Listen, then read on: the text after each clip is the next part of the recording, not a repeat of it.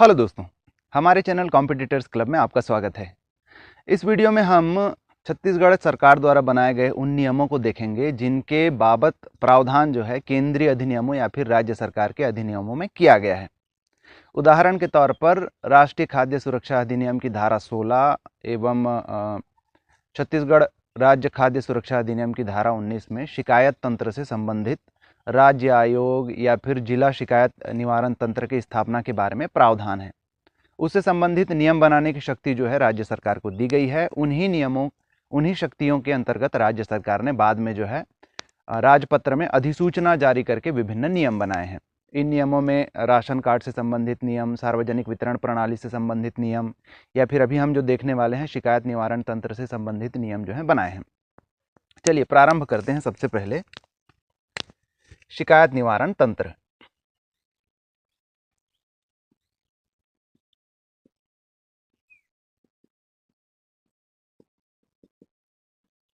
शिकायत निवारण तंत्र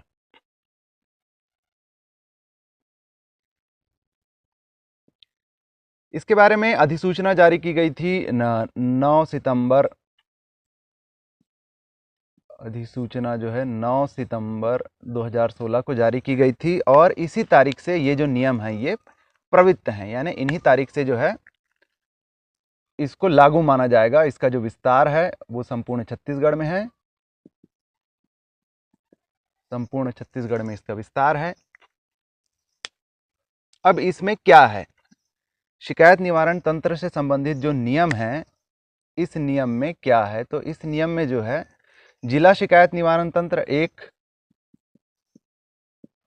जिला शिकायत निवारण तंत्र,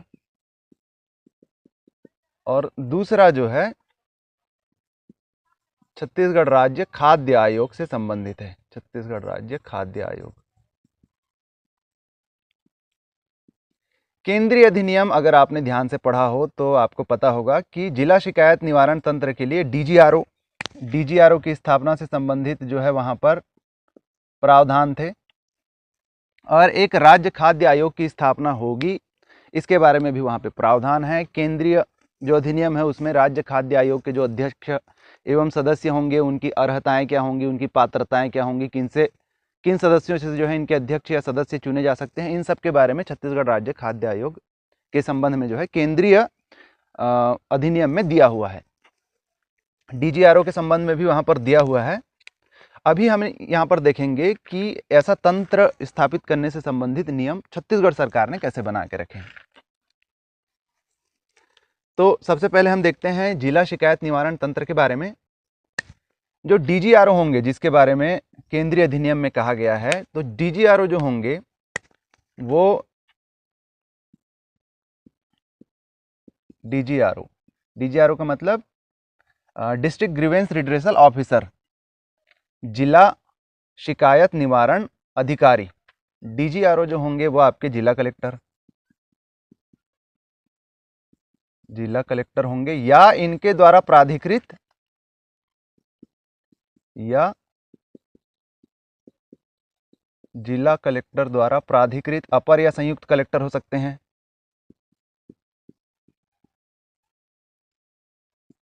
प्राधिकृत, संयुक्त या फिर अपर कलेक्टर, ये होंगे आपके डीजीआरओ। डीजीआरओ की जो भी सूचना होगी, यानी कि इनके कार्यालय पद नाम,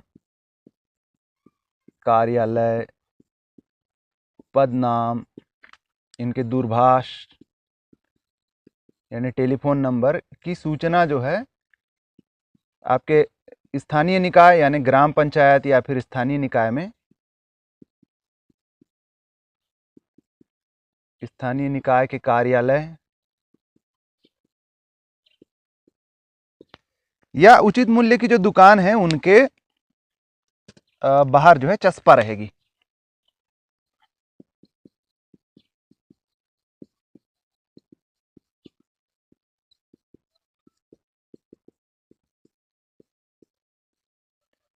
ताकि किसी को अगर इससे संबंधित शिकायत है तो इनको जो है डीजीआरओ को शिकायत की जा सके। इस बाबत जो सूचना है, आपने देखा होगा कार्यालयों के बाहर बोर्ड शिकायत निवारण अधिकारी के रूप में जो है लगा होता है, ये चस्पा होगा। प्रक्रिया क्या होगी अगर कोई भी इस प्रकार के शिकायत आती है, तो शिकायत की प्रक्रिया क्या होगी।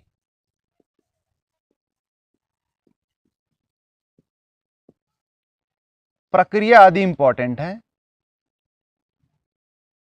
कि जो प्रक्रिया होगी, देखिए सबसे पहले तो जो है, जो व्यक्ति है, पीड़ित व्यक्ति है, वो चाहे तो कॉल सेंटर के बारे में हम पहले ही देख चुके हैं कि जब हम आंतरिक शिकायत निवारण प्रणाली के बारे में देख रहे थे, तो कॉल सेंटर या फिर नोडल ऑफिसर्स, इनकी स्थापना जो है, और ये जिला शिकायत निवारण तंत्र और छत्तीसगढ़ राज्य खाद्य आयोग उसमें एक्स्ट्रा है। तो एक तो जो है, जो प्रार्थी है वो कॉल सेंटर, प्रार्थी जो है या शिकायत करता है वो कॉल सेंटर के थ्रू या नोडल ऑफिसर के पास,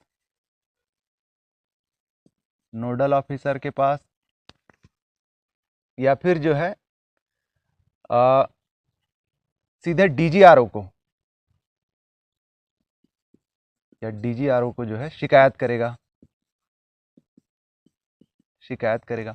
नोडल ऑफिसर कौन होंगे, इस बाबत जो नोडल ऑफिसर होंगे वो सामान्य रूप पर खाद्य नियंत्रक या फिर खाद्य अधिकारी होते हैं। खाद्य नियंत्रक या खाद्य अधिकारी जो हैं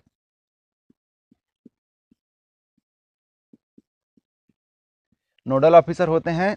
तो इनके पास, इनके थ्रू या कॉल सेंटर के थ्रू या फिर डायरेक्ट जो है डीजीआरओ को शिकायत कर सकता है। डायरेक्ट डीजीआरओ का मतलब है कि इनके नाम से लेटर लिखकर वो जो है पंचायत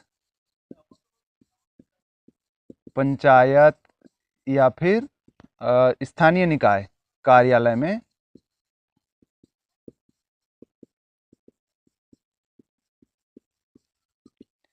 जो प्रारूप है, विहित प्रारूप में की जा सकती है। चाहे तो इसकी पावती भी आप ले सकते हैं कि शिकायत की गई है करके। इन कार्यालयों में आपने लिखित प्रारूप में शिकायत कर दी। अब ग्राम पंचायत के केस में जो सचिव होगा, एक रजिस्टर होगी उसके पास, सचिव जो है रजिस्टर में इसकी एंट्री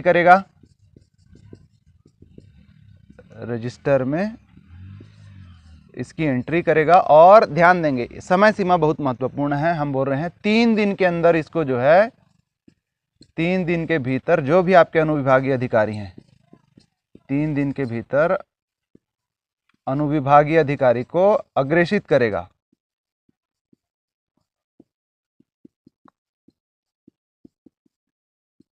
अनुविभागीय अधिकारी एसडीओ को जो है अग्रेषित करेगा 3 दिन के भीतर।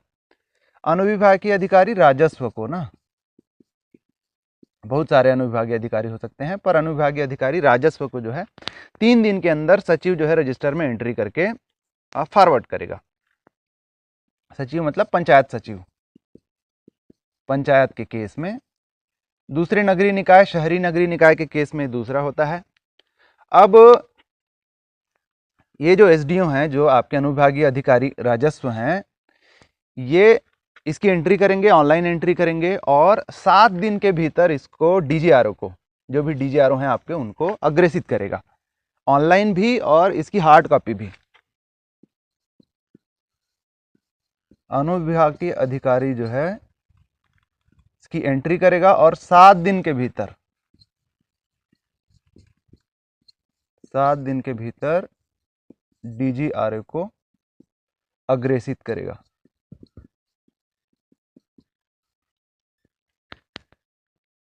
अब डीजीआरओ क्या करेंगे, डीजीआरओ जो है अपने मातहत जो भी अधिकारी हैं, अपने नीचे के जो भी अधिकारी हैं, जिस भी एरिया से रिलेटेड वो मामला है, उस एरिया के अनुविभागीय अधिकारी या फिर सहकारिता अधिकारी हैं या फिर तहसीलदार हैं, उनको ये मामला सौंपेंगे। और वो जो अधिकारी हैं जिनको ये मामला सौंपा जाएगा, वो उस नियत अवधि के अंदर, जो अवधि जो है लोक सेवा गारंटी अधिनियम में दी गई है, उस अवधि के अंदर जो है अपनी रिपोर्ट वापस डीजीआरओ को सौंपेंगे। यानी डीजीआरओ अपने मातहत कर्मचारियों को एलोकेट करेंगे ये समस्या जो है, और वो इसकी रिपोर्ट जो है उस समय के अंदर जो लोक सेवा गारंटी में दी गई है उस समय के अंदर जो है वापस डीजीआरओ को देंगे इसकी रिपोर्ट, और उसके आधार पर डीजीआरओ जो है फिर रिपोर्ट पाने के पास डीजीआरओ फिर जांच रिपोर्ट पाने के बाद डीजीआरओ जांच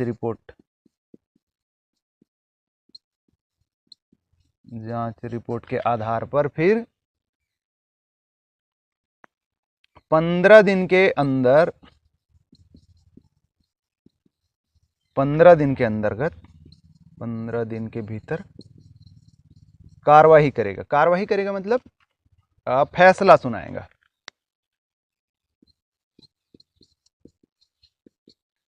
आदेश देगा। मैं पूरा नहीं लिख रहा हूं पर ध्यान देंगे। 3 दिन के अंदर जो सचिव है उसने भेज दिया आपके अनुविभागीय अधिकारी को, अनुविभागीय अधिकारी जो है 7 दिन के अंदर उसकी एंट्री करके उसको डीजीआरओ को भेजेंगे। डीजीआरओ जो है फिर उसको अपने उस एरिया के जो भी सहकारिता निरीक्षक हैं या फिर आपके तहसीलदार हैं उसको इसकी जांच के लिए भेजेंगे। जांच अधिकारी जो है अपनी जांच रिपोर्ट एक तय सीमा के अंदर सबमिट करेगा। कौन सी तय सीमा? वो सीमा जो लोक सेवा गारंटी में नियम के तहत है, उस सीमा के अंदर जो है। और जब जांच रिपोर्ट मिल जाएगी उसके 15 दिन के भीतर जो है डीजीआरओ आदेश देंगे, कार्रवाई करने के आदेश देंगे, जो भी आदेश दें। इस आदेश के खिलाफ अपील जो है 30 दिन के भीतर राज्य आयोग, इसके विरुद्ध अपील जो है 30 दिन के भीतर की जा सकती है। किससे? राज्य आयोग से, छत्तीसगढ़ राज्य खाद्य आयोग से इसकी अपील के समक्ष जो है इसकी अपील की जा सकती है।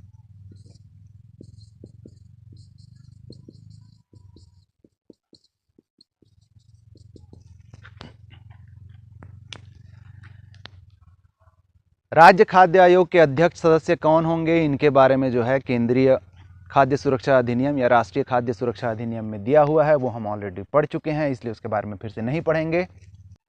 कॉल सेंटर के बारे में जान लें। कॉल सेंटर जो है 2008 से चल रहा है, 2008 से कॉल सेंटर जो है चल रहा है। 1967 1967 1967 इसका जो है नंबर है। 1800 233 3663 1800 233 3663 6 7 8 9 10 11 ये नंबर है कॉल सेंटर का, टोल फ्री नंबर। तो ये 2008 से चल रहा है। और राज्य खाद्य आयोग के बारे में जैसा मैंने बताया, इनकी नियुक्ति आदि से संबंधित नियम जो है केंद्रीय अधिनियम में दिए हुए हैं। इस आयोग के अध्यक्ष या फिर सदस्य होंगे अपना इस्तीफा जो है राज्य सरकार को सौंपेंगे। अगर इनके पद की रिक्ति होती है, अगर इनका पद खाली हो जाता है जिस भी कारण से, वो उस पद को जो है तुरंत भरा जाएगा। इसके अलावा अगर सामान्य रिक्ति होती है, यानी कि रिटायरमेंट वगैरह के कारण रिक्ति होती है, क्योंकि 5 साल होता है इनका कार्यकाल, खाद्य आयोग के जो भी अध्यक्ष सदस्य होते हैं उनका कार्यकाल 5 साल का होता है। अब अगर वो कार्यकाल पूरा होने के समय के बाद जो है रिक्ति होती है, तो ऐसी रिक्ति से 3 महीने पूर्व ही नई भर्ती की प्रक्रियाएं जो है चालू कर दी जाती हैं। यानी कि 3 महीने बाद अगर रिटायरमेंट होना है किसी का, तो तभी से जो है अगले सदस्य अध्यक्ष के चयन की प्रक्रिया या नियुक्ति की प्रक्रिया जो है प्रारंभ कर दी जाती है। चलिए, ये तो हुआ। अगला नियम है सार्वजनिक वितरण प्रणाली पारदर्शिता एवं जवाबदेही नियम 2017। छत्तीसगढ़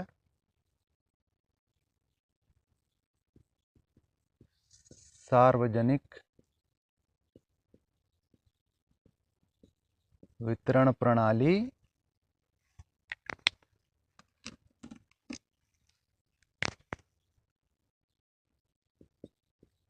पारदर्शिता एवं जवाबदेही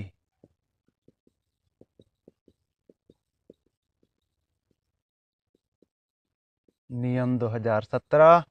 ये सारे नियम जैसा मैंने पहले बताया, जो भी जैसे इसके बारे में राष्ट्रीय अधिनियम यानी राष्ट्रीय खाद्य सुरक्षा अधिनियम, राष्ट्रीय अधिनियम से कहने का मतलब है राष्ट्रीय खाद्य सुरक्षा अधिनियम की धारा 29 में इसके संबंध में उपबंध है। और राज्य जो अधिनियम है, छत्तीसगढ़ राज्य खाद्य सुरक्षा अधिनियम की धारा 24 में इन दोनों में जो है सतर्कता समिति के गठन से संबंधित उपबंध है कि राज्य सरकार जो है इनसे संबंधित नियम बना सकेगी और सतर्कता समिति का गठन किया जाएगा 3 स्तर पर, 4 स्तर पर, उचित मूल्य की दुकान स्तर पर, विकासखंड स्तर पर, जिला स्तर पर और राज्य स्तर पर। इन्हीं सब सतर्कता समिति के गठन से संबंधित नियम बनाने के लिए फिर जो है सार्वजनिक वितरण प्रणाली पारदर्शिता एवं जवाबदेही नियम 2017 बनाया गया है। और अधिनियम की तरह नियम में भी जो पहला नियम होता है या जो पहली जो धारा आप कह सकते हैं, उसमें उसके नाम, संक्षिप्त नाम के बारे में होता है। दूसरा जो है उसमें परिभाषाएं वगैरह दी होती हैं। तो इन नियमों में, फिर मैं कह रहा हूं, नियमों में आप इस बात पर मत जाइए कि नियम कौन से नियम क्रमांक में ऐसा दिया हुआ है। वो नियम क्रमांक आपको याद करने की जरूरत नहीं है। आपको सिर्फ ये जानना है कि नियम क्या है, कौन से नियम के अंतर्गत है, क्या नियम है। जो भी प्रणाली हो रही है, जो भी प्रोसेस हो रहे हैं, जो भी शिकायत निवारण आदि हो रहे हैं, उनका प्रोसेस क्या है, ये सब जानना ज़्यादा ज़रूरी है, बजाय आपको ये रट्टा मारने के कि नियम क्रमांक कौन सा है, कौन सी उसकी उपधारा धारा है। माना कि धारा उपधारा से संबंधित प्रश्न पूछे जाएंगे, पर मैं फिर से कह रहा हूँ ऐसे क्वेश्चन 1 या 2 से ज़्यादा नहीं होंगे। ज़्यादा जो क्वेश्चन होंगे वो जो प्रोसेस है उससे रिलेटेड होंगे। तो आप सारा दिमाग जो है धारा क्रमांक या फिर नियम क्रमांक याद करने में मत खपाइए। चलिए, तो पहला में जो है नाम विस्तार। नाम तो जो है ये है छत्तीसगढ़ सार्वजनिक वितरण प्रणाली पारदर्शिता एवं जवाबदेही नियम 2017। विस्तार जो है इसका पूरे छत्तीसगढ़ में। कब से लागू? जिस दिन इसको अधिनियम में जिस दिन इसको अधिसूचित किया जाता है उस दिन से लागू होता है ये।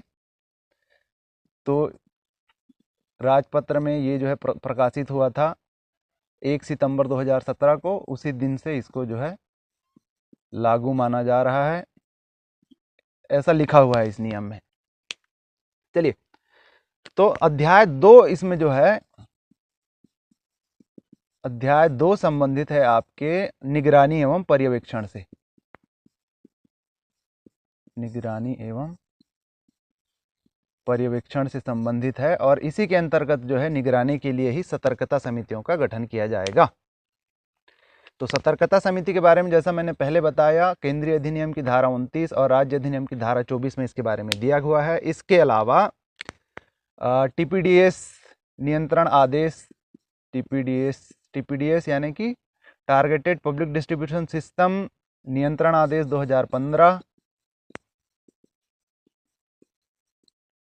2015 ये केंद्र का नियंत्रण आदेश है 2015 का, और 2016 का जो है राज्य का नियंत्रण आदेश है। उसके अंतर्गत जो है उसके आदेशानुसार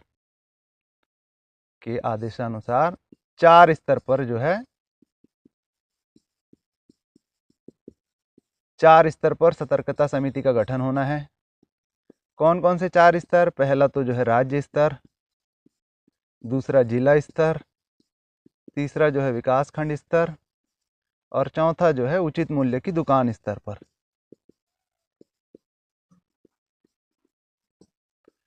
इन 4 स्तरों पर सतर्कता समिति का गठन होना है। चलिए, सबसे पहले हम लोग चलते हैं राज्य स्तरीय सतर्कता समिति।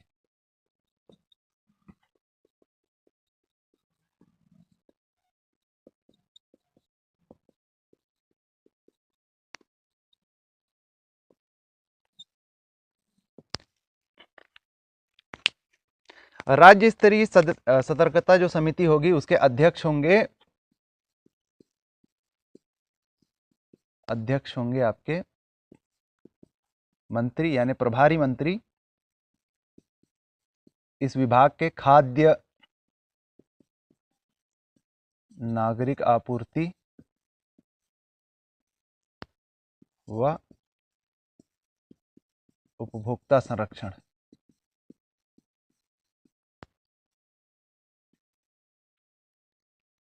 के जो मंत्री होंगे वो होंगे आपके अध्यक्ष होंगे।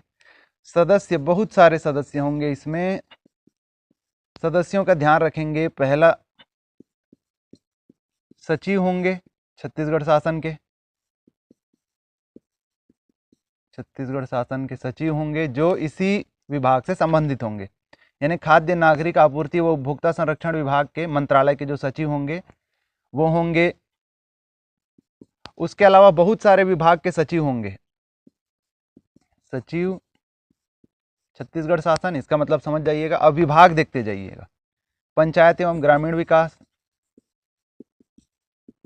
पंचायत एवं ग्रामीण विकास, इस विभाग के सचिव होंगे। सहकारिता विभाग के होंगे सचिव, सहकारिता विभाग। महिला बाल विकास विभाग के सचिव होंगे, महिला बाल विकास विभाग। आदिम जाति विभाग के, आदिम जाति एवं अनुसूचित जाति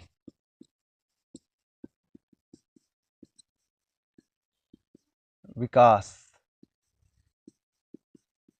विभाग के सचिव होंगे। इसके अलावा जो है स्कूल शिक्षा विभाग के सचिव होंगे।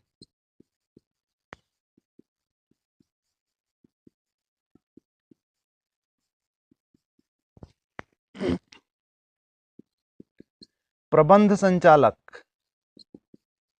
छत्तीसगढ़ राज्य नागरिक आपूर्ति निगम के प्रबंध संचालक।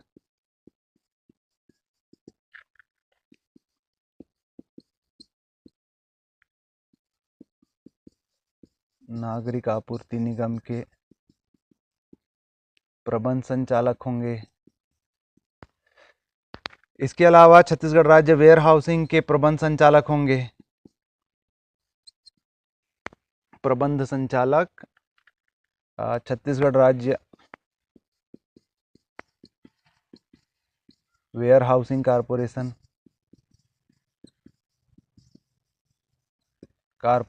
के होंगे। एक क्या बोलते हैं, राज्य सूचना अधिकारी होंगे एनआईसी के।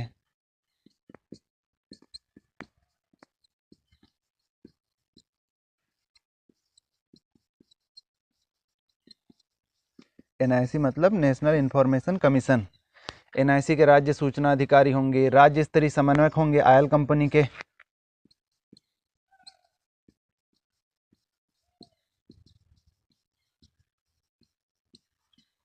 समन्वयक आयल कंपनी के राज्य स्तरीय समन्वयक होंगे। इसके अलावा एसटी एससी निःशक्त व्यक्ति या फिर महिला से, इनमें से मतलब कोई भी एक ऐसा व्यक्ति जो खाद्य सुरक्षा के क्षेत्र में जिसको अनुभव है। तो इस प्रकार से इतने सारे सदस्य होंगे। एसटी एससी निःशक्त या फिर महिला में से एक सदस्य जिसे इस क्षेत्र में अनुभव हो। ध्यान देंगे, पूरा नहीं लिख रहा हूँ। इस क्षेत्र के यानी आपके खाद्य नागरिक आपूर्ति या फिर उपभोक्ता संरक्षण से संबंधित मामले में जिन्हें कार्य का अनुभव है, ऐसे एक सदस्य होंगे। इसके अलावा जो संचालक होंगे खाद्य नागरिक आपूर्ति और उपभोक्ता संचालक के, वो इसके सदस्य सचिव होंगे।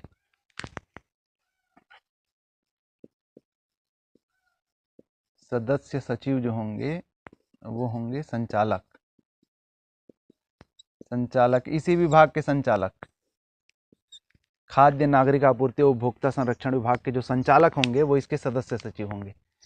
अब बैठक की जिम्मेदारी, कब कब बैठक करना है, बैठक के मुद्दे क्या होंगे, बैठक के लिए सूचना देनी है, बैठक में जो भी निर्णय आदि, जो भी चर्चाएं आदि की जाएंगी उनसे संबंधित लेखा जोखा रखना, ये सारा काम जो है सदस्य सचिव का होगा, यानी संचालक का होगा। इसमें और क्या ध्यान रखेंगे कि वर्ष में कम से कम 2 बैठक होनी है इनकी।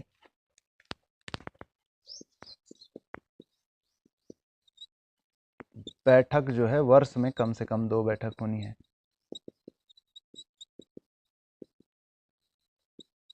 कम से कम 2 बैठक होनी है। आयोग का काम क्या होगा कि अधिनियम के अंतर्गत जो भी उनसे अपेक्षित है, जो भी योजना या फिर जो भी उपबंध आदि हैं, उनके संचालन से संबंधित चीज़ों, उनके संचालन से संबंधित निगरानी रखना कि उनका संचालन ठीक से हो रहा है कि नहीं हो रहा है। इसके अलावा जो जिला स्तरीय समिति की कुछ अनुशंसाएं वगैरह आएंगी, जो रिकमेंडेशन वगैरह आएंगे, उन पर विचार करना, ये जो है राज्य स्तरीय सतर्कता समिति का दायित्व होगा। महत्वपूर्ण इसमें यही सब रहता है कि एक तो जो है कौन कौन उसके सदस्य हैं, सदस्य सचिव कौन है, बैठक कितनी बार होनी है, ये सारी चीज़ें जो है महत्वपूर्ण है। अगला हम देखते हैं जिला स्तरीय सतर्कता समिति।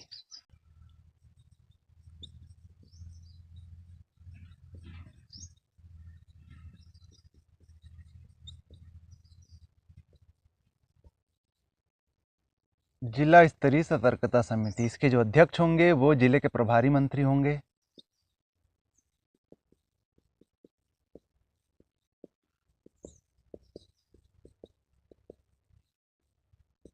कौन कौन सदस्य होंगे?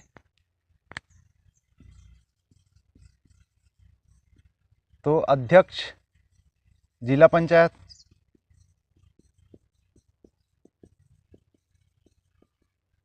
इसके सदस्य होंगे।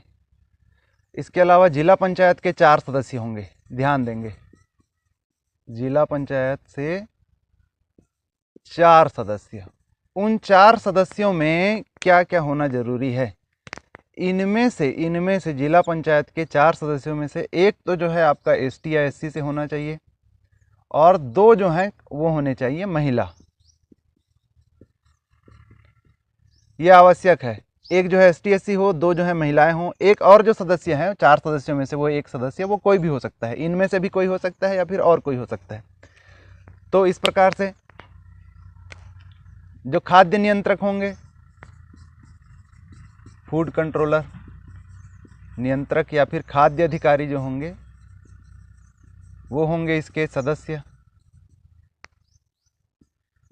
डिस्ट्रिक्ट प्रोग्रामिंग ऑफिसर, महिला बाल विकास, जिला कार्यक्रम अधिकारी,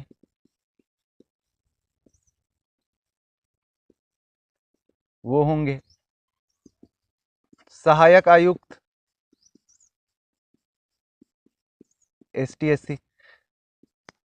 उसी प्रकार के हैं राज्य स्तरीय समिति। हम जब देख रहे थे तब यहाँ पर संचालक हुआ करते थे खाद्य विभाग के, सचिव हुआ करते थे राज्य स्तर पर, महिला बाल विकास विभाग के सचिव हुआ करते थे, एसटी एससी विकास के सचिव हुआ करते थे या संचालक हुआ करते थे। अब जिले में संचालक तो बैठेंगे नहीं, यहाँ पर सहायक आयुक्त तो बैठते हैं। तो इस प्रकार जिले में कौन कौन उनके अधिकारी हैं वो यहाँ पर जिले के सदस्य होंगे, जिला स्तरीय सतर्कता समिति के। सहायक आयुक्त एसटी एससी विकास, डीओ बैठते हैं यहाँ पर, जिला शिक्षा अधिकारी, वहाँ पर जो है सचिव हुआ करते थे स्कूल शिक्षा विभाग के। फिर उसके बाद आपके उप या फिर सहायक पंजीयक सहकारिता के,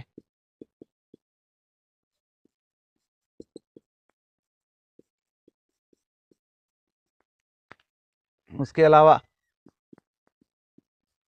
ऑयल कंपनी के प्रतिनिधि,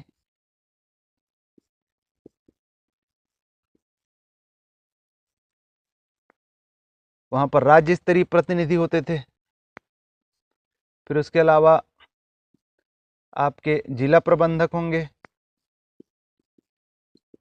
खाद्य नागरिक आपूर्ति निगम के,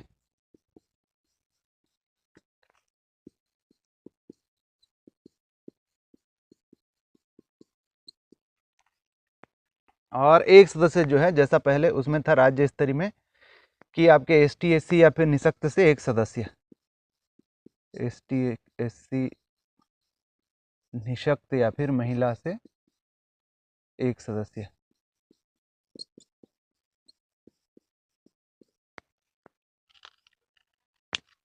वहाँ पर जो सदस्य सचिव होते थे वो संचालक होते थे, यहाँ पर जो सदस्य सचिव होंगे वो कलेक्टर होंगे। सदस्य सचिव जो होंगे वो होंगे कलेक्टर। तो यानी कि अब बैठक आदि की जो दायित्व है, बैठक आदि का जो दायित्व है ये इनके ऊपर होगा। कलेक्टर चाहे तो इसके बाबत किसी अपने संयुक्त या फिर अपर कलेक्टर को इसके बाबत जो है प्राधिकृत भी कर सकते हैं। कलेक्टर या फिर कलेक्टर द्वारा प्राधिकृत अपर या संयुक्त कलेक्टर। परंतु ये भी जो भी हैं, ये अपर या फिर संयुक्त कलेक्टर हैं, वो डीजीआरओ नहीं होने चाहिए, डीजीआरओ के दायित्व पर नहीं होने चाहिए। अगर इनमें से कोई एक व्यक्ति डीजीआरओ के पद पर ऑलरेडी है, डीजीआरओ का दायित्व संभाल रहे हैं, तब वो जो है सदस्य सचिव नहीं हो सकते जिला स्तरीय सतर्कता समिति के। अब इनका काम क्या होगा, तो जो भी तो इनके बैठक वगैरह होने हैं, उनके मुद्दे, उनसे संबंधित सूचना दिया जाना, बैठक के लिए बुलावा, ये सब जो है सदस्य सचिव का काम होता है। इसके अलावा क्रियान्वयन के संबंधी अधिनियम के तहत जो भी योजना आदि चल रहे हैं उनके क्रियान्वयन के संबंधित अनुशंसा जो है भेजना किसको, राज्य स्तरीय सतर्कता समिति को। उपभोक्ता संरक्षण से संबंधित या उपभोक्ता जागरूकता से संबंधित कार्यवाही करना, उपबंधों के उल्लंघन की सूचना यदि मिलती है तो उसको अग्रेसित करना डीजीआरओ तक, ये सब जो है सदस्य सचिव का जो है इसमें दायित्व होगा। इसके साथ ही जिला स्तरीय सतर्कता समिति का जो है दायित्व होगा। बैठक की कालावधि महत्वपूर्ण है। राज्य स्तरीय सतर्कता समिति में हमने देखा कम से कम 2 बैठक होनी चाहिए वर्ष में। इसमें जो है प्रत्येक तिमाही में कम से कम 1 बैठक जो है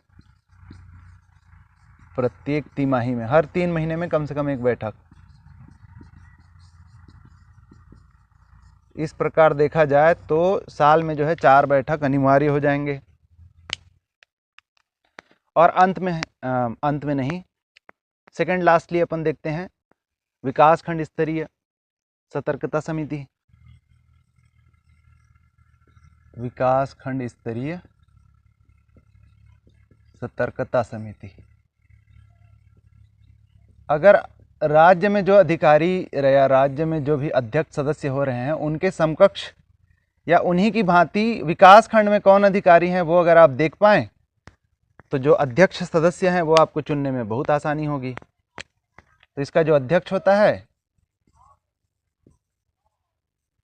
वो होता है जनपद पंचायत का अध्यक्ष।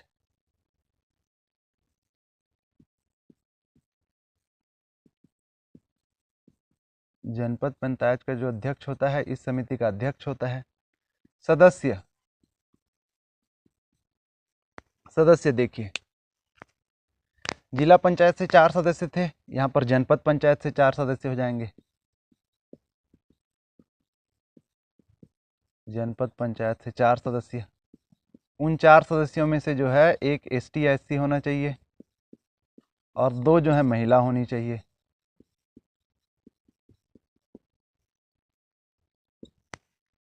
खाद्य नियंत्रक, खाद्य अधिकारी के जगह पर यहाँ पर क्या मिलेंगे आपको विकास खंड स्तर में, सहायक खाद्य अधिकारी मिलेंगे या फिर आपको मिलेंगे फूड इंस्पेक्टर, खाद्य निरीक्षक मिलेंगे आपको विकास खंड स्तर में। फिर विकास खंड में आपको डीपीओ तो मिलेंगे नहीं, डिस्ट्रिक्ट प्रोग्राम ऑफिसर बाल विकास अधिकारी के ये आपको मिलेंगे परियोजना अधिकारी सीडीपीओ, परियोजना अधिकारी महिला बाल विकास। डीईओ की जगह ब्लॉक में मिलेंगे आपको बीईओ। सहायक उप पंजीकृत जो सहकारिता थे जिला स्तर में, अभी आपको यहाँ पर मिलेंगे सहकारिता निरीक्षक, सहकारिता निरीक्षक मिलेंगे। नागरिक आपूर्ति निगम के जिला प्रबंधक मिलते थे वहाँ पर, यहाँ पर आपको जिला प्रबंधक तो मिलेंगे नहीं, आपको यहाँ पर मिलेंगे प्रदाय केंद्र के अधिकारी, प्रदाय केंद्र के अधिकारी नागरिक आपूर्ति निगम,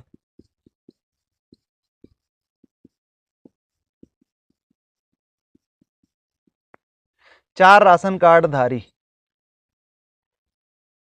इसमें जो चार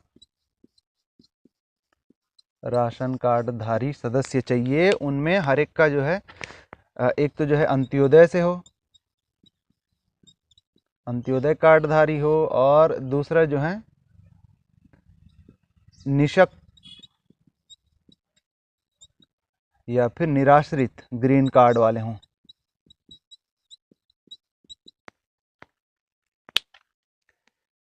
इन दो को, ये जो एक एक हैं अंत्योदय वाले एक, या निशक्त या निराश्रित में से जो एक सदस्य हैं, ये जो दो सदस्य हैं, ये चार राशन कार्डधारी में से इनको 2 वर्ष के लिए अध्यक्ष जो है नामांकित करेंगे। ये जो है अध्यक्ष द्वारा 2 वर्ष के लिए नामांकित।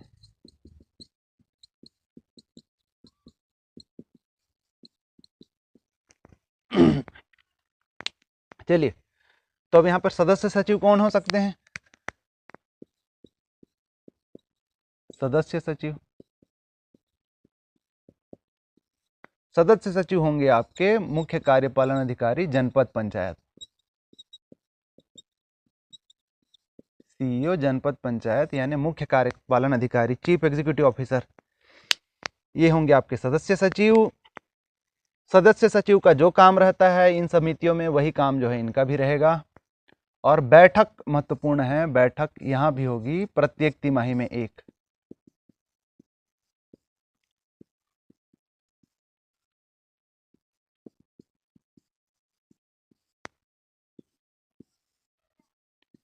यानी कि साल में 4 बैठक तो हो ही जाने हैं।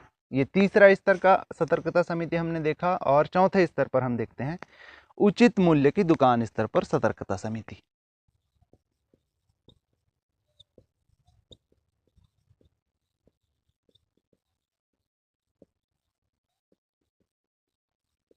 उचित मूल्य की दुकान स्तरीय सतर्कता समिति,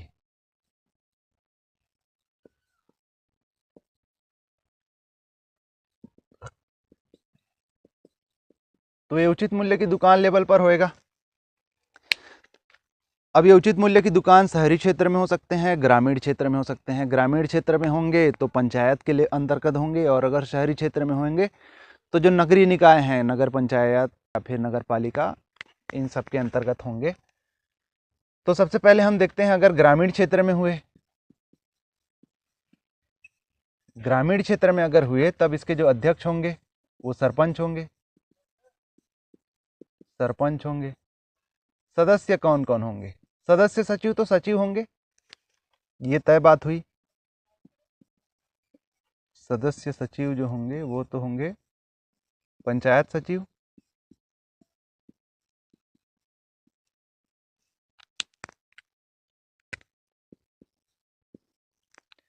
अध्यक्ष हो गए सरपंच। सदस्य पंचायत से 4 सदस्य होंगे, 4 सदस्य कौन? अब उसमें से जैसा हर समिति में हम लोग देखते आए हैं कि एक तो जो होंगे आपके एसटी एससी से होंगे, और 2 होंगे इसमें महिलाएं, एक शासकीय सदस्य। अब यहाँ पर आपके जिला शिक्षा विभाग, आपके शिक्षा विभाग या सहकारिता विभाग, ये सब तो मिलेंगे नहीं यहाँ पर। तो एक शासकीय सदस्य होगा जो कलेक्टर नामांकित करेंगे, एक शासकीय सदस्य होगा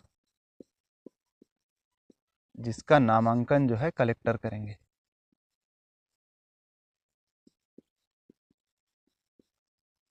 कलेक्टर जो है नियुक्त करेंगे एक शासकीय सदस्य को। उसके अलावा जो है 4 जो है राशन कार्डधारी होंगे, जैसा हमने उसमें देखा विकास खंड स्तरीय में राशन कार्डधारी होंगे, जिसमें से एक जो है आपका अंत्योदय से होना चाहिए, अंत्योदय से, और एक जो है आपका निशक्त या फिर निराश्रित होगा। और इनका जो है नामांकन 2 साल के लिए ग्राम सभा करेगी। नामांकन 2 वर्ष के लिए ग्राम सभा द्वारा।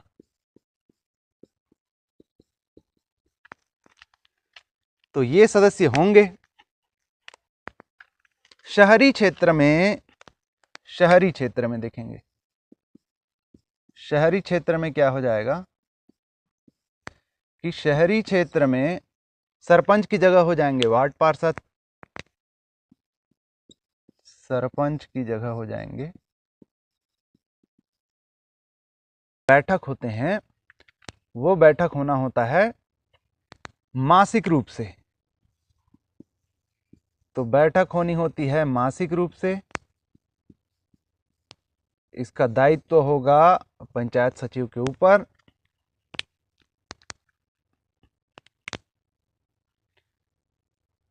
पंचायत सचिव तो हो गया आपके ग्रामीण क्षेत्र के कंडीशन में। शहरी क्षेत्र के कंडीशन में जो सदस्य सचिव होगा वो होता है आपके नगरीय निकाय द्वारा प्राधिकृत अधिकारी। जो सदस्य सचिव होगा कौन होगा, वो होगा नगरीय निकाय द्वारा प्राधिकृत अधिकारी।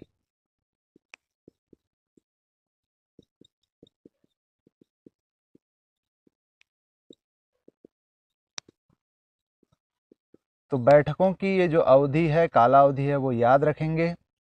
साल में 2 बार राज्य स्तरीय समिति में, तिमाही में 1 बार जो है जिला और विकासखंड स्तरीय में, और मासिक रूप से बैठक का प्रावधान है आपके उचित मूल्य की दुकान स्तरीय सतर्कता समिति में। उसके बाद जवाबदेही एवं पारदर्शिता जो नियम है उसके अध्याय 3 में है पारदर्शिता एवं जवाबदेही के बारे में।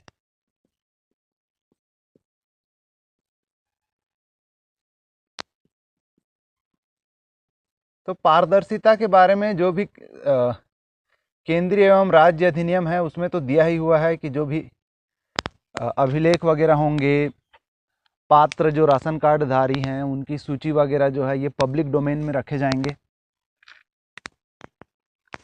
तो पीडीएस के जो अभिलेख हैं उनका प्रकटीकरण किया जाएगा। पब्लिक डिस्ट्रीब्यूशन सिस्टम के जो अभिलेख हैं, इससे संबंधित जो नियम हैं, इसके जो हितग्राही हैं, इन सब को जो है, इन सब की जो सूचना है वो पब्लिक डोमेन में रखी जाएगी। पब्लिक डोमेन यानी सार्वजनिक क्षेत्र में रखी जाएगी। कोई भी व्यक्ति जो है इनको जाकर देख सकता है। इसके लिए एक जन भागीदारी वेबसाइट भी बनाया गया है, जन भागीदारी वेबसाइट।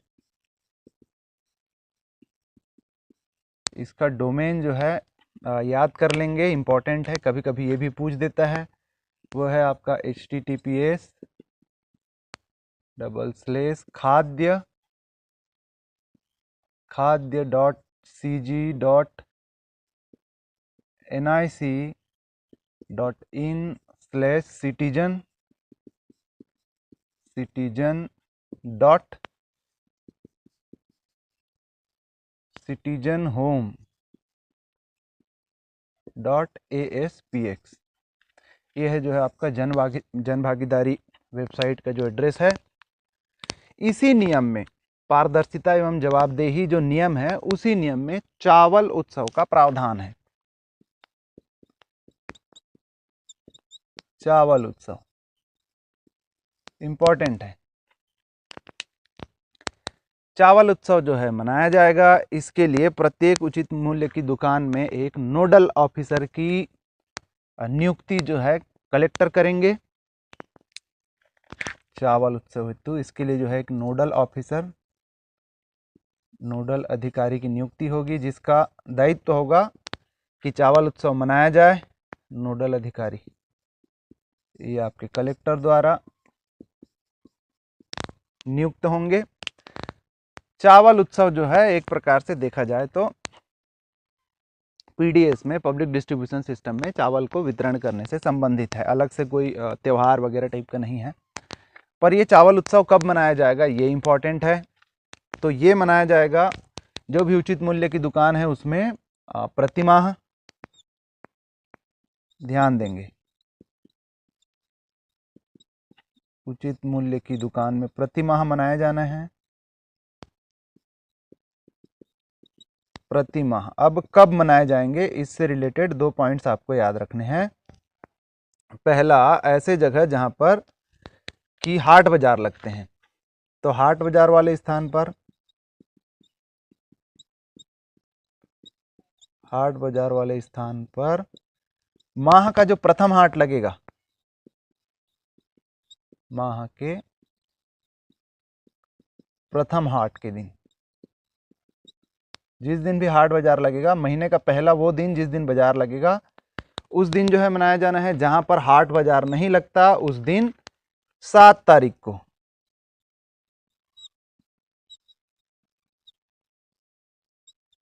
अन्य स्थानों में 7 तारीख को प्रत्येक माह के। तो इस प्रकार से जो है प्रत्येक माह चावल उत्सव मनाया जाना है। जहां पर हाट बाजार लगता है वहां पर महीने का पहला हाट बाजार जिस भी दिन लगे उस दिन, और जहां पर नहीं लगता तो 7 तारीख को जो है चावल उत्सव मनाया जाना है। इसके लिए नोडल अधिकारी की नियुक्ति जो है कलेक्टर द्वारा की गई है। जवाबदेही से संबंधित है तो सामाजिक संपरीक्षा के बारे में हम पढ़ चुके हैं। सामाजिक संपरीक्षा के बारे में केंद्रीय एवं राज्य के अधिनियम में भी प्रावधान है। सामाजिक संपरीक्षा मतलब सोशल ऑडिट। सोशल ऑडिट कैसा होता है कि एक तो जो है आपको ध्यान रखना चाहिए कि सोशल ऑडिट का जो सामाजिक संपरीक्षा,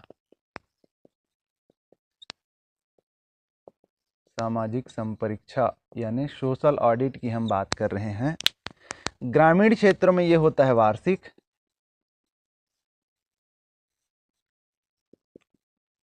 वार्षिक होता है। कब होता है, तो 15 अगस्त और 26 जनवरी के दिन। इस दिन पीडीएस आदि से संबंधित जो भी रजिस्टर वगैरह हैं, जो भी अभिलेख वगैरह हैं, हितग्राही से संबंधित जो भी रजिस्टर या सूची वगैरह है, उसको जो है ग्राम सभा में रख दिया जाता है। 15 अगस्त और 26 जनवरी के दिन ग्राम सभा में रख दिया जाता है। ग्राम सभा जो है इसका सोशल ऑडिट करती है और उससे संबंधित जो भी अनुशंसा वगैरह है वो आगे विकास खंड स्तरीय जो सतर्कता समिति है उसको भेजती है। तो ये वार्षिक रूप से होती है 15 अगस्त या 26 जनवरी के दिन जो है। और नगरीय क्षेत्रों में ये छमाही होती है।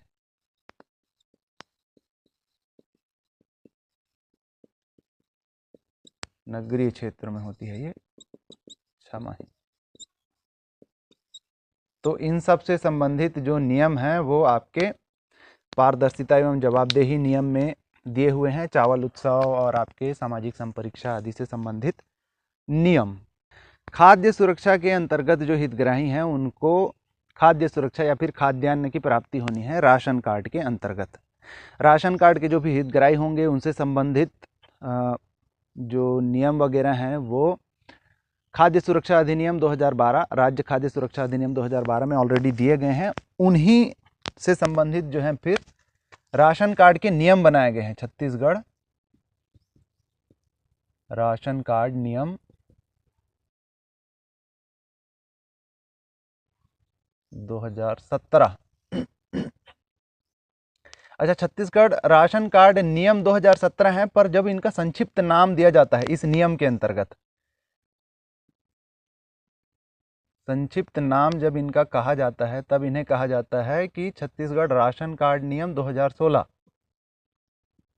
राशन कार्ड नियम 2016 इसकी धारा 1 जिसमें संक्षिप्त नाम और इसका विस्तार वगैरह दिया होता है उसमें इसको नाम कहा गया है छत्तीसगढ़ राशन कार्ड नियम 2016। विस्तार जो है संपूर्ण छत्तीसगढ़ में। कब से प्रवृत्त हुआ, कब से इस लागू हुआ, तो जिस दिन ये अधिसूचित हुआ, जिस दिन इसकी अधिसूचना जो है जारी की गई 28/1/2017 से 28/1/2017 से। सारी प्रक्रिया हम लोग नहीं देखेंगे, जो परीक्षा की दृष्टि से महत्वपूर्ण चीजें हैं उन्हीं को हम देखेंगे। तो इसके धारा 3 में या इसके नियम क्रमांक 3 में जो है राशन कार्ड के प्रकार दिए गए हैं। राशन कार्ड के प्रकार एवं पात्रता भी दी गई है। पात्रता के बारे में चूंकि जो खाद्य सुरक्षा अधिनियम है उसमें दे ही दिया गया है पात्रता अपवर्जन। अगर आपने पढ़ा होगा तो खाद्य सुरक्षा अधिनियम 2012 में पात्रता और अपवर्जन के बारे में दिया गया है। कौन से परिवार जो है अंत्योदय परिवार में आएंगे, कौन जो है प्राथमिक परिवार में आएंगे, किन परिवारों को अपवर्जित किया जाता है, पात्र नहीं होंगे, ये सब जो है उस अधिनियम में दिए हुए हैं। आप वहाँ से पढ़ लें या वहाँ से देख लें। तो राशन कार्ड के प्रकार इस नियम के अनुसार 2016 के अनुसार केवल 3 प्रकार के होंगे। 3 प्रकार के। पहला अंत्योदय, दूसरा प्राथमिक और तीसरा जो है मुख्यमंत्री खाद्यान्न सहायता योजना के अंतर्गत।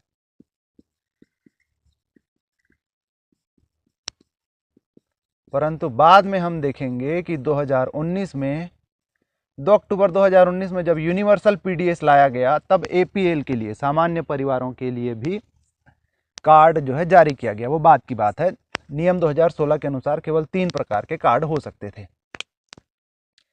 पात्र परिवारों के पहचान के बारे में अधिनियम में दिया हुआ है। पहचान प्रक्रिया क्या होगी? तो जो भी पात्र परिवार हैं उनसे संबंधित जो भी जैसे कोई कहते हैं विशेष पिछड़ी जाति से है, विशेष जो है कमजोर जनजाति से संबंधित है, तो उसका पता आपको कैसे चलेगा? उसके हिसाब से सर्टिफिकेट से। निराश्रित का कैसे पता चलेगा? नगरीय निकाय ने या स्थानीय निकाय ने जो भी सर्टिफिकेट दिया हुआ है। निःशक्तता का पता कैसे चलेगा? चिकित्सा प्राधिकारी ने जो सर्टिफिकेट दिया है उसके आधार पर। तो ये सारे कागजात जो है लेकर पहचान की जाएगी पात्र परिवारों की। उन सब के बारे में नहीं देखेंगे हम।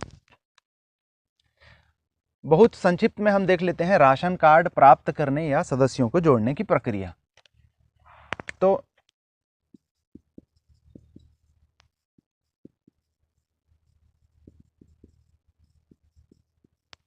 प्राप्त करने या फिर सदस्यों को जोड़ने की प्रक्रिया। डॉक्यूमेंट्स वगैरह तो जो है नहीं देखेंगे। मेरे ख्याल से आप सब ये समझने में सक्षम हैं कि क्या क्या डॉक्यूमेंट्स जो है लिए जाते हैं, लिए जा सकते हैं। जो भी परिवार वाले हैं उनके मुखिया का और बाकी सदस्यों का जो है परिचय पत्र वगैरह लिया जाएगा, आधार कार्ड लिए जाएंगे, उनके पासपोर्ट साइज फ़ोटो लिए जाएंगे। नए सदस्य जिसको जोड़ा जा रहा है उससे संबंधित उसका डेट ऑफ बर्थ का सर्टिफिकेट, चाहे अगर नवजात शिशु है या छोटा बच्चा है तो क्या बोलते हैं बर्थ सर्टिफिकेट, बड़ा है तो 5वीं 8वीं या फिर 10वीं का सर्टिफिकेट, ये सब उनसे लिए जाएंगे। उनका जो भी मुखिया हैं उनका खाता नंबर लिया जाता है, उनका आईएफएससी कोड लिया जाता है। ये सारी चीज़ें जो है ली जाती हैं। और अगर अंत्योदय या प्राथमिक परिवार से संबंधित है तो उससे संबंधित जो भी प्रमाण पत्र हैं, उनकी पात्रता से संबंधित जो भी प्रमाण पत्र हैं वो सब लिए जाते हैं। वो सब हम नहीं देखेंगे। किया जाता है कि जो एप्लीकेशन है वो एप्लीकेशन दिया जाता है आपको स्थानीय निकाय को। आवेदन दी जाती है स्थानीय निकाय। स्थानीय निकाय मतलब ग्राम स्तर पर आपके ग्राम पंचायत हो गए और नगर स्तर पर जो भी नगर पंचायत वगैरह हैं, उनको आवेदन दिया जाता है। अब वहाँ जो भी सक्षम प्राधिकारी है, जैसे पंचायत स्तर पर पंचायत सचिव हो गए, जो भी सक्षम प्राधिकारी है वो उसकी जांच करता है। सक्षम प्राधिकारी जो है जांच करता है उसका जो पिछला जो भी सर्वे है, जैसे पिछला जनगणना 2011 का सर्वे है, उन सर्वे के अनुसार इनका मिलान करता है, जांच करता है, सर्वे से मिलान करता है। सही पाए जाने पर इसको जो है सीईओ को प्रेषित करता है, मुख्य कार्यपालन अधिकारी।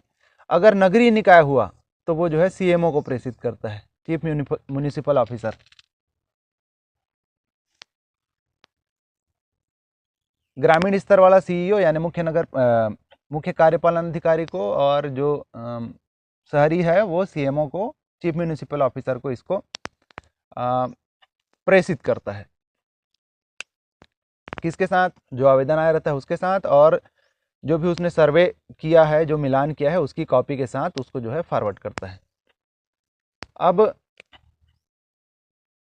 सीईओ या सीएमओ जो है वो सक्षम प्राधिकारी है राशन कार्ड जारी करने के लिए। तो जो भी आवेदन आए रहते हैं, उन आवेदन की सूची जो है, किनका किनका आवेदन आया है, जो पात्र परिवार जिनसे आवेदन प्राप्त हुआ है, उनकी सूची जो है पब्लिक डोमेन में प्रदर्शित की जाती है। क्यों? अगर कोई आपत्ति हो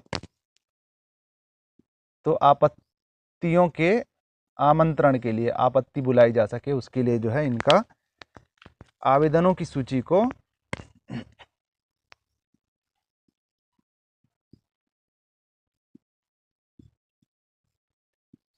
का पब्लिक डोमेन में प्रदर्शन। ग्राम स्तर पर ग्राम पंचायत के बाहर जो है सूची लगाई जाएगी, नगरीय स्तर पर नगरीय निकाय के बाहर जो है सूची लगाई जाएगी, ताकि किसी को भी अगर आपत्ति है तो आपत्ति दर्ज कराई जा सके। अब दो कंडीशन हो सकता है, या तो आपत्ति आएंगी, आपत्ति नहीं आएंगी तो जो सीईओ या सीएमओ जो हैं वो राशन कार्ड बनाने हेतु आदेश दे देंगे। अगर आपत्ति आती है तो आपत्ति की सुनवाई जो होगी वो होगी सीईओ या सीएमओ के पश्चात, इसके पास जो है सुनवाई होगी। सीईओ या सीएमओ के पास जो है इसकी सुनवाई होगी, और इस सुनवाई के लिए जो समय सीमा है, सुनवाई की समय सीमा लोक सेवा गारंटी 2011 में जो दी गया है, लोक सेवा गारंटी अधिनियम 2011 में जो भी समय सीमा दी गई है इसकी सुनवाई के लिए, उस समय सीमा के अंदर जो है इसकी सुनवाई होगी, और सुनवाई के पश्चात सीईओ या सीएमओ जो है वो अपना निर्णय सुना सकता है। इनके निर्णय के खिलाफ भी जो है अपील की जा सकती है। इनके आदेश के विरुद्ध जो अपील है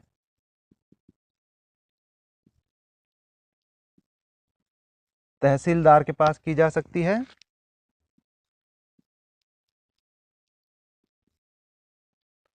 और तहसीलदार जो भी निर्णय होगा वो अंतिम निर्णय होगा राशन कार्ड के लिए।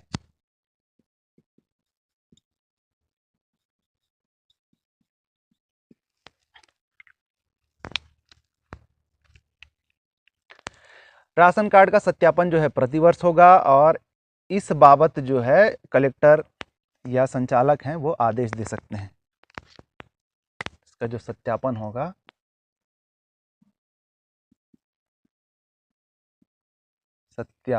प्रतिवर्ष। तो ये संक्षेप में हमने देखा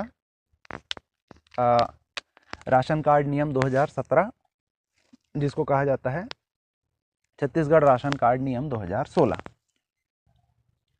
इसी साल 2016 में ही जो है एक सार्वजनिक वितरण प्रणाली के नियंत्रण से संबंधित भी एक नियम जारी किया गया था, आदेश जारी किया गया था, जिसको हम जान रहे हैं छत्तीसगढ़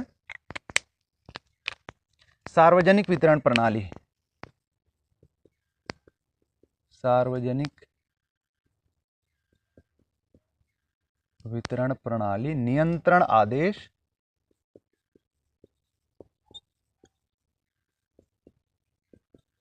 2016। इस बाबत अधिसूचना जो है 28 जनवरी 2017 को जारी हुई थी। 28 जनवरी 2017 को इसी दिनांक से जो है ये नियम प्रवृत्त या लागू माने जाते हैं। विस्तार जो है संपूर्ण छत्तीसगढ़ में होगा। बहुत सारे नियम हैं, सारी चीज़ों को नहीं देखेंगे। अगर आपको पढ़ना है तो इसका जो पीडीएफ है, ये सारे नियमों का पीडीएफ जो है हम टेलीग्राम में छोड़ दे रहे हैं, टेलीग्राम चैनल में। आप वहाँ पर जाकर इत्मीनान से पढ़ सकते हैं। फिलहाल हम वही चीज़ें बता रहे हैं जो हमको लगता है कि एग्जाम की दृष्टि से महत्वपूर्ण है।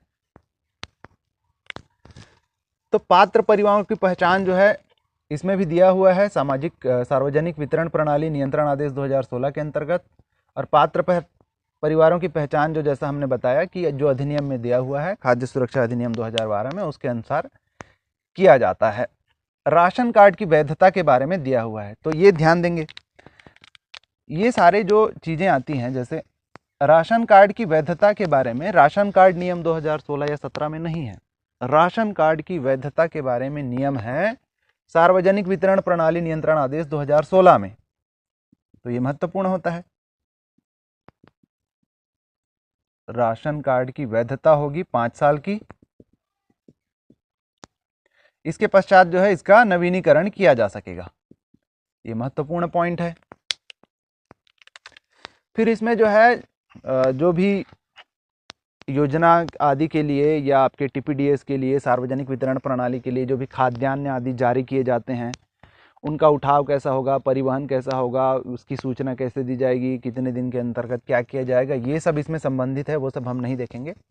कुछ एक चीज़ हम देख लेते हैं कि इसके अंतर्गत तलाशी आदि से संबंधित जो शक्ति है वो किनको है, यानी कौन अधिकारी हैं जो आकर जो उचित मूल्य की दुकान है या फिर जो भंडारण गृह हैं उनकी जांच कर सकता है, चेक कर सकता है वजन आदि का सही वहाँ पर है कि नहीं है, जो पुस्तक वगैरह रखे हुए हैं, डॉक्यूमेंट्स वगैरह रखे हुए हैं वो सही है कि नहीं है। तो कौन प्राधिकारी हैं जो तलाशी या फिर दस्तावेज या फिर वजन आदि का जो है जांच कर सकते हैं, यानी तलाशी और अधिग्रहण, यानी कब्जे में लेने और तलाशी की शक्ति। तलाशी और अधिग्रहण की शक्ति के बारे में दिया हुआ है यहाँ पर, इसमें इस नियम में दिया हुआ है। तो उसमें जो है राज्य शासन या फिर कलेक्टर द्वारा प्राधिकृत जो अधिकारी हैं वो ऐसा कर सकते हैं, तलाशी कर सकते हैं, जब्ती कर सकते हैं। इसके मतलब उस आदेश के अधीन जो अधिकारी हैं फिर कौन कौन है, देखिए राज्य स्तर पर अगर हम बात करें, राज्य स्तर पर यानी पूरे राज्य में कहीं पर भी जो है तलाशी ले सकते हैं, वो कौन अधिकारी होंगे, तो वो अधिकारी होंगे आपके संचालक, अपर संचालक, संयुक्त संचालक, इसी विभाग के संचालक, अपर या फिर संयुक्त या फिर सहायक, या सहायक से ऊपर उप आते हैं, उप संचालक जो होंगे ये होंगे। इसके अलावा खाद्य निरीक्षक जो संचालनालय में है, खाद्य निरीक्षक जो विकास खंड में है वो नहीं, खाद्य निरीक्षक जो संचालनालय में है, ये राज्य स्तर पर कहीं पर भी जो है तलाशी या फिर अधिग्रहण की शक्ति रखते हैं। जिला स्तर पर कौन,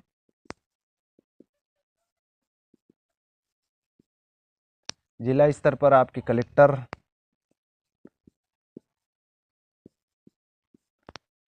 उसके बाद जितने भी प्रकार के कलेक्टर हैं, उप कलेक्टर, अपर कलेक्टर,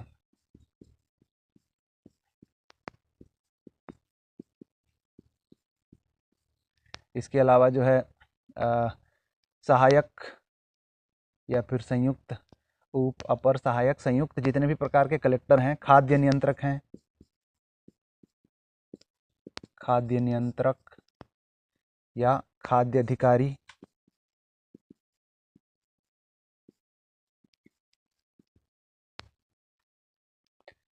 या फिर खाद्य निरीक्षक जो हैं, ये जिला स्तर पर कर सकते हैं। इसके अलावा जो एसडीओ हैं, सब डिविजनल ऑफिसर, अनुविभागीय अधिकारी हैं, वो अपने अनुभाग में, संबंधित अनुविभाग में, तहसीलदार हैं वो अपने तहसील में कर सकते हैं,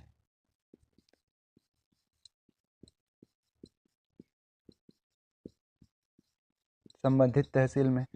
पुलिस अधिकारी जो भी इस ऐसी कोई कार्रवाई अगर करते हैं पुलिस अधिकारी, तो पुलिस अधिकारी जो है एसआई से कम रैंक के नहीं होंगे। कोई भी पुलिस अधिकारी अगर ऐसी प्रकार की कार्रवाई करते हैं तो एसआई, सब इंस्पेक्टर से कम रैंक के नहीं होंगे।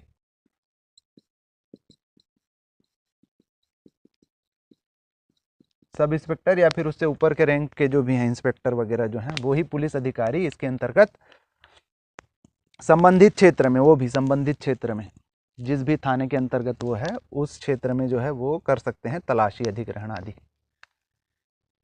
इसी में जो है सार्वजनिक वितरण प्रणाली नियंत्रण आदेश 2016 में जो है उचित मूल्य की दुकान कितने समय के लिए खुले रहेंगे उससे संबंधित नियम है। तो उसमें ये लिखा हुआ है कि कम से कम जिस भी कार्य दिन की बात कर रहे हैं, छुट्टी के दिन की नहीं, कार्य दिवस के दिन कम से कम 8 घंटे उसको खुलने हैं।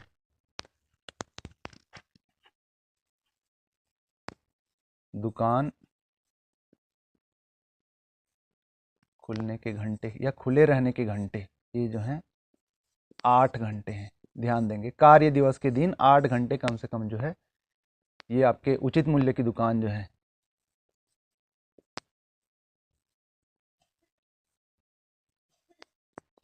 ये खुले रहेंगे। इस बाबत जो है इस नियम में दिया हुआ है, सार्वजनिक छत्तीसगढ़ सार्वजनिक वितरण प्रणाली नियंत्रण आदेश 2016 में। अब जैसा हमने देखा राशन कार्ड नियम में, उसने राशन कार्ड के 3 प्रकार ही बता दिए हैं और उन तीनों प्रकार में जो है अंत्योदय, प्राथमिक खाद्यान्न सहायता योजना से संबंधित अगर कोई हितग्राही हैं तो अंत्योदय एवं प्राथमिक जो हितग्राही होंगे उनकी पहचान कैसे की जाएगी, ये छत्तीसगढ़ खाद्य सुरक्षा अधिनियम 2012 में दिया हुआ है।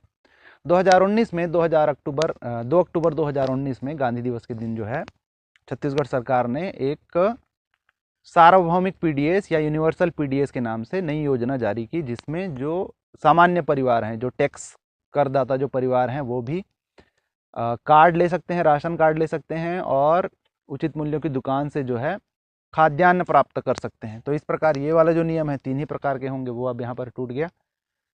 तो अब हम देख लेते हैं यूनिवर्सल पीडीएस यानी कि सार्वभौमिक पीडीएस। तो सार्वभौमिक पीडीएस यानी सबके लिए पीडीएस, सबके लिए पब्लिक डिस्ट्रीब्यूशन सिस्टम।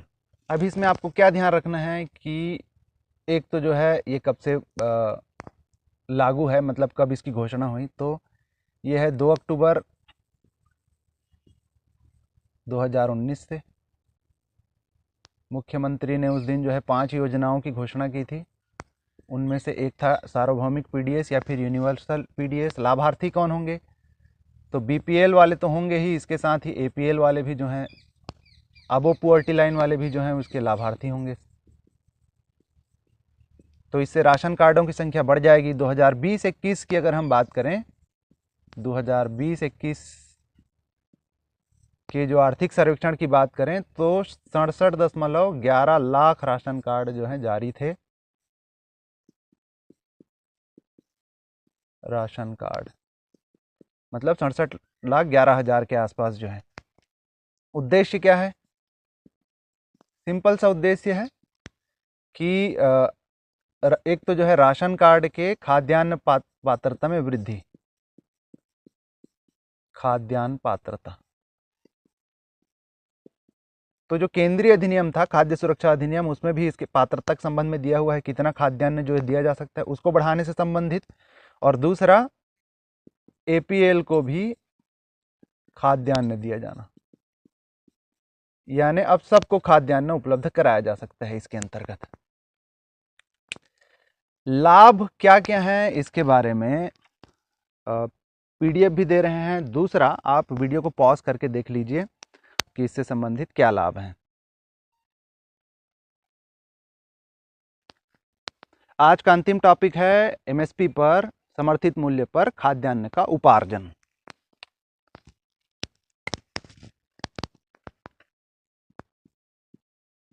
समर्थन मूल्य पर खाद्यान्न का उपार्जन, उसमें भी हम देखने वाले हैं एक तो जो है मक्के का और दूसरा देखने वाले हैं धान का। खरीफ वर्ष 2021-22 की बात हो रही है। खरीफ वर्ष 2021-22 अभी जो चल रहा है और जो उपार्जन अभी चल रहा है, इसकी समयावधि देख लेते हैं। उपार्जन की समयावधि, उपार्जन का मतलब है कि मंडियों के माध्यम से सरकार के द्वारा खरीदा जाना। तो धान के लिए इसकी समयावधि है 1 दिसंबर 2021 से अभी 31 जनवरी 2022 तक धान के उपार्जन की अवधि है। और मक्का के लिए अवधि है 1 दिसंबर 2021 से 28 फरवरी 2022 तक मंडियों के माध्यम से, प्राथमिक साख समितियों के मंडियों के माध्यम से इसका जो है उपार्जन किया जाना है। मूल्य थोड़ा देख लेते हैं। एग्जाम्स में इससे संबंधित क्वेश्चन पूछे जाते हैं, मूल्य से संबंधित प्रश्न पूछे जाते हैं। मक्का का जो मूल्य है, समर्थित मूल्य, वो है 1870 रुपया प्रति कुंटल। ध्यान देंगे, ये सब प्रति क्विंटल की बात हो रही है। धान में जो है दो प्रकार के हैं, एक तो जो है सामान्य धान का जो कीमत है वो है 1940 रुपया प्रति कुंटल, और ग्रेड ए धान की अगर हम बात करें तो उसका है 1960 रुपये। ये मूल्य आप ध्यान रखेंगे। और क्या है इसके अंतर्गत, और क्या चीज़ हैं जो ध्यान रखनी चाहिए कि ये जो उपार्जन है वो एकड़ के आधार पर है, प्रति एकड़। धान के लिए है 15 क्विंटल, यानी 1 एकड़ से जो है 15 क्विंटल ही लिया जाएगा, और मक्का के लिए ये है 10 क्विंटल। कैसे पता चलेगा? तो ऋण पुस्तिका ले जानी पड़ेगी इसके लिए। ऋण पुस्तिका पर उससे संबंधित जो है एंट्री होती है। सारा चीज जो है कंप्यूटरीकृत हो रहा है। खरीदी जो है, इससे संबंधित प्रश्न कई बार पूछता है। खरीदी जो है कंप्यूटरीकृत है, कंप्यूटरीकृत। और कंप्यूटरीकरण कब से हुआ है, ये प्रश्न कई बार पूछता है। तो 2008 से, 2008 से जो है कंप्यूटरीकृत हो गया है। प्रत्येक सोमवार से शुक्रवार तक उपार्जन होता है। प्रत्येक सोम से शुक्रवार तक होता है उपार्जन। शनिवार को जो है इन लोग फीड करते हैं अपने सॉफ्टवेयर वगैरह में, जो भी खरीदी वगैरह हुए रहती है उसकी एंट्री करते हैं इन लोग। लक्ष्य देख लेते हैं। 150 लाख मीट्रिक टन धान